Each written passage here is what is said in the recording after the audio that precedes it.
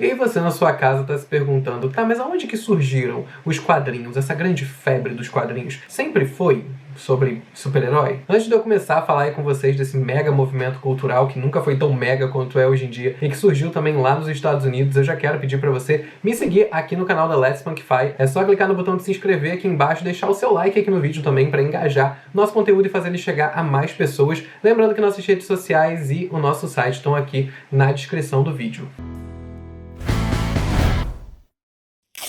Bom, vamos começar aí entendendo esses dois termos em inglês que existem para falar aparentemente da mesma coisa, que são as histórias em quadrinho. Se vocês forem procurar conteúdo sobre HQs em inglês, vocês provavelmente vão se deparar aí tanto com o termo comics como com o termo graphic novel. Comics foram de fato as primeiras histórias em quadrinho que surgiram. Elas eram publicadas normalmente em forma de tirinhas em jornais e elas tinham um propósito meio parecido com o nome delas mesmo. Comic nada mais é do que cômico, né? Divertido, engraçado. As primeiras tirinhas, né, histórias em quadrinho aí que eram todas em formato de tirinha, que foram publicadas na história, tinham essa intenção de serem divertidas, de serem engraçadinhas e focavam num público um pouco mais infantil. Não quer dizer que depois as comics não se desenvolveram em coisas mais densas e receberam aí, né, mais espaço para desenvolver suas histórias, mas na origem da coisa, e quando foi esse o nome escolhido para definir esse tipo de entretenimento, elas tinham um propósito de ser realmente mais divertidinhas. Só para dar um exemplo para vocês, é como as tirinhas do Garfield, né? Todo mundo conhece aí as tirinhas do gatinho gordinho que odeia a segunda-feira,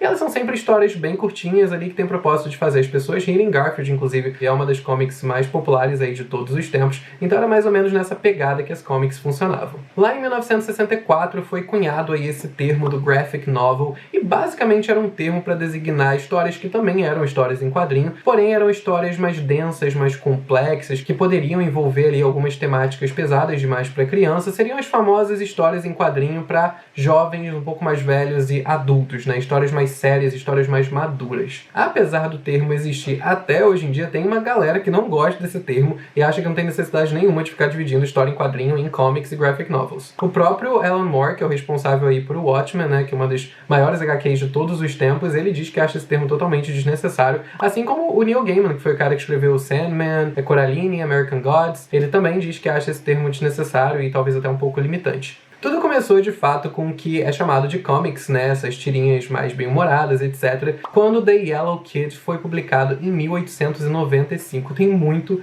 tempo que esse rolê começou. The Yellow Kid foi publicado nos Estados Unidos e fez um grande sucesso. Não vou dizer que a Europa não teve sua contribuição aí na popularização das comics, afinal The Adventures of Tintin saiu em 1928, né? Eu chamo de Tintin porque aqui no Brasil a gente chama de Tintin, e no inglês também se chama de Tintin, mas de qualquer forma eu acho que é Tantan, porque eu acho que é francês, eu acho que se fala assim. Já The Adventures of Tintin já foi publicado ali com 2 páginas, né? Um pouquinho mais de espaço para se contar a história do que unicamente uma tirinha, como era o caso do The Yellow Kid. Lá pro final de 1930 é que começaram realmente a aparecer as histórias de herói. Então, se vocês forem parar aí para analisar, teve um espaço aí de uns 35 anos entre esse tipo de arte, esse tipo de entretenimento começar a ser produzido e as histórias de herói começarem a ganhar popularidade. As histórias de herói que mais se popularizaram nessa época foram, sem nenhuma dúvida, as do Superman e as do Batman.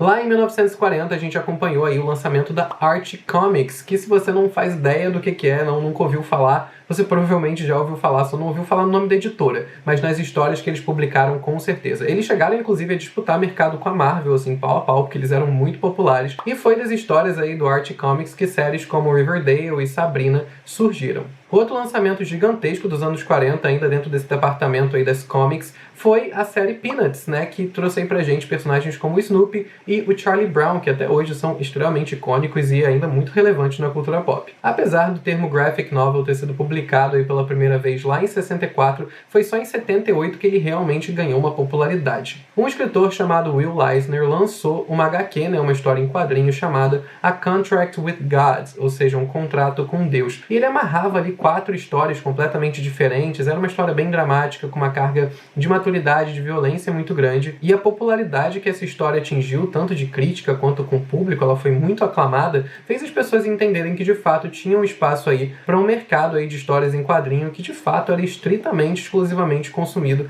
por adultos. Mas foi nos anos 80 que 3 HQs em específico foram lançadas e a galera não teve muito mais aí como discutir, que tava meio difícil colocar todo mundo no mesmo barco. E essas histórias foram a graphic novel Mouse, que inclusive ganhou o Pulitzer, Watchmen, como eu falei com vocês, que é uma das HQs aí mais respeitadas de todos os tempos, e também a série The Dark Knight do Batman, que inclusive foi adaptada para o cinema pelo Christopher Nolan. Especificamente, o The Dark Knight do Batman mudou bastante o jogo ali dentro das histórias de herói, né? Até aquele momento, as histórias de super-herói eram bem coloridas e tinham uma proposta de atingir um público bem mais amplo. The Dark Knight é uma série realmente bem obscura, bem violenta, bem dramática e muito mais madura do que estava sendo apresentado no mundo dos quadrinhos de heróis. Quem realmente manja do assunto diz que The Dark Knight mudou completamente o jogo para as histórias em quadrinho e possibilitou aí que histórias muito mais densas, muito mais realistas fossem produzidas dentro desse universo. Então, por mais que algumas pessoas ainda sejam bem relutantes em chamar certas histórias de graphic novels, é indiscutível que dentro ali do mundo das histórias em quadrinho a gente tem propostas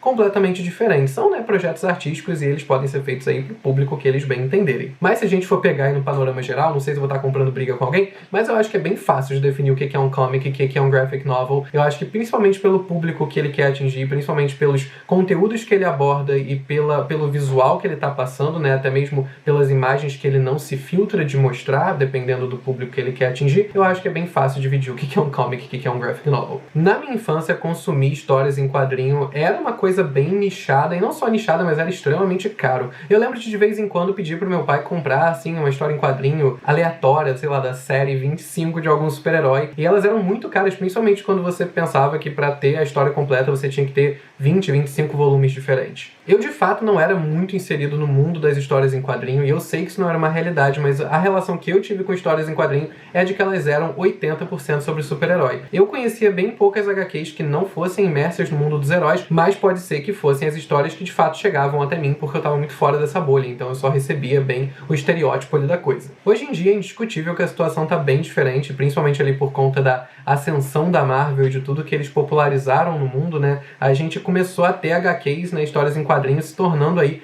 parte do dia a dia das pessoas, né? Ler uma história em quadrinho não te necessariamente coloca em um nicho específico. É uma forma de literatura quase tão comum quanto livros, ou quase tão comum quanto você, sei lá, ver um vídeo no telefone. Não é estranho você ver alguém lendo uma história em quadrinho, e muito menos você tenta associar essa pessoa a uma tribo específica por causa disso. E não só de forma impressa essas histórias impactam na cultura pop, né? A gente tem vários e vários filmes e várias séries que são inspirados em HQs. Só para citar algumas aqui com vocês, Sweet Tooth, The Walking Dead, Riverdale, Lock and Key, Heartstopper, Sin City, todas essas histórias que eu falei pra vocês são inspiradas em histórias em quadrinho e nenhuma delas é sobre super-herói. Então acho que talvez essa ideia também de que HQs se limitam a histórias de herói seja por conta de terem sido de fato durante muitas décadas as mais populares. Talvez assim como eu, vocês só tiveram contato com essas enquanto vocês estavam crescendo, mas pela data de publicação de várias histórias em quadrinho aí bem icônicas, a gente vê que não era uma realidade, elas estavam sim sendo publicadas, só que talvez elas não chegassem até a gente. E você também é fã de histórias em quadrinho? Comenta aqui embaixo qual que é a sua favorita, porque eu quero saber e quero também pegar aí umas